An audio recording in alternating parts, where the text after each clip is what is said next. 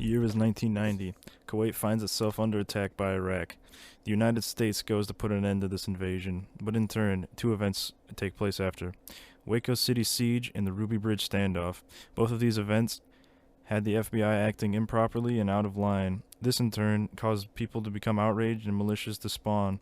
These militias caused never before seen terror that took place throughout the entire country, whether it be a city being bombed or two towers collapsing.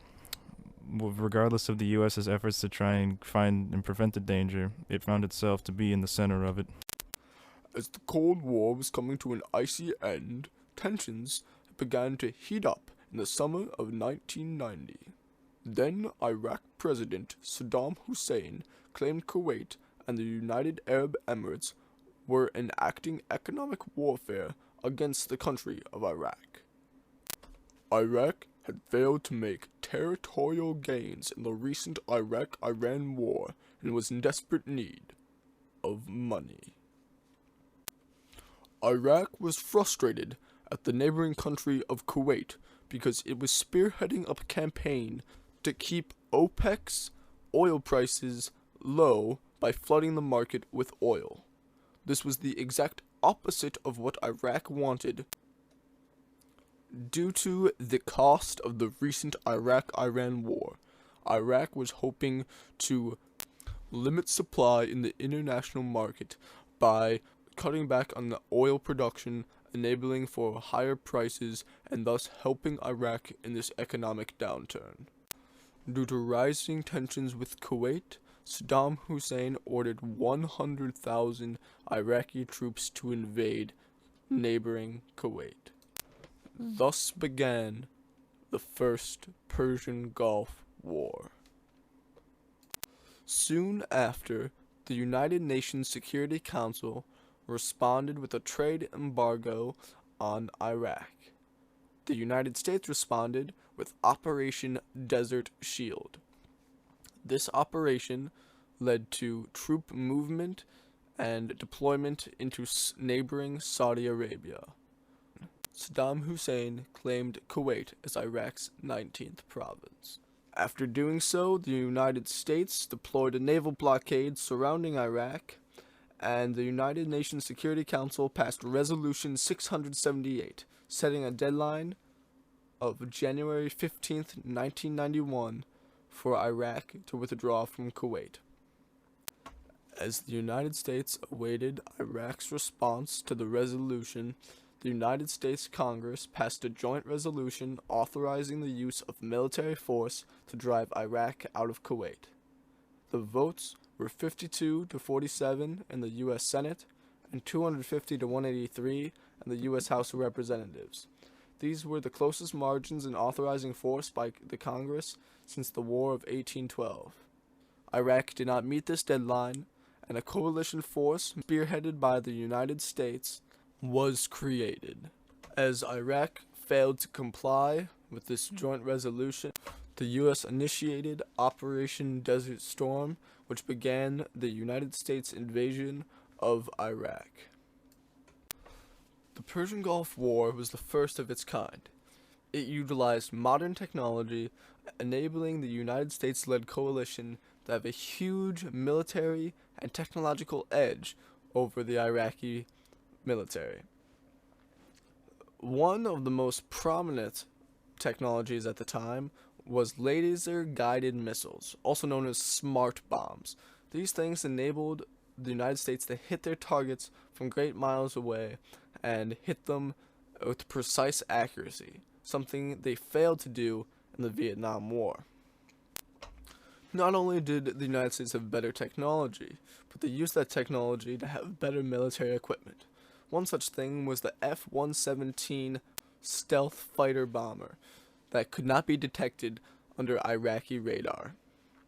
Also, the M1 Abrams tank helped lead land victories and defeat the Iraqi forces.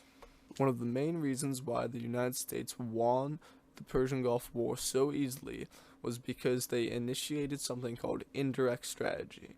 This was the use of fake army movements and fake army communications to make the Iraqis believe that they were going to invade Kuwait.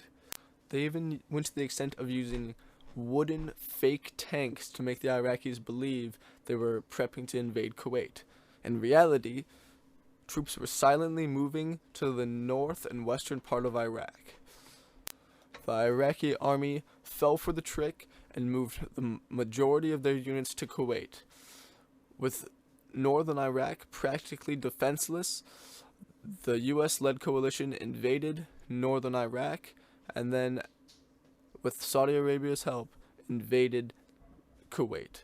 This put Iraq in a two-front war, and they easily surrounded and destroyed the Iraqi army.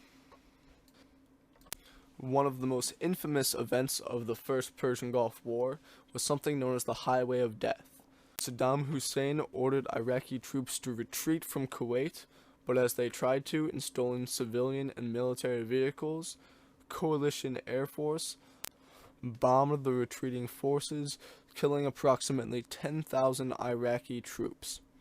Nonetheless, Iraq accepted the terms of ceasefire from the United Nations Security Council on March 3, 1991, finally ending the First Persian Gulf War.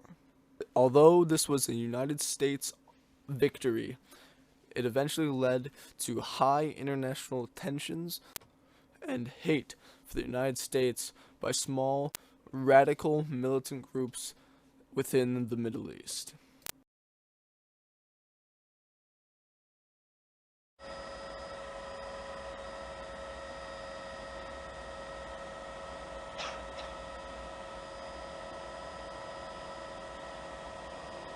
Wow. Holy cow. About a third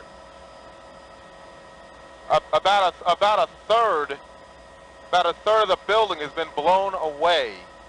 And you can see just smoke and debris and fire on the ground, downtown on the ground. This is just devastating. And we are uncertain what caused this explosion at this time. It happened around 9 o'clock. It was felt as far away as Channel 9. That's a good at least 5 miles from downtown. And there's heavy damage downtown to office buildings. As emergency crews try to assist the injured, we have no report yet on the number of injured people, just that there are numerous injuries.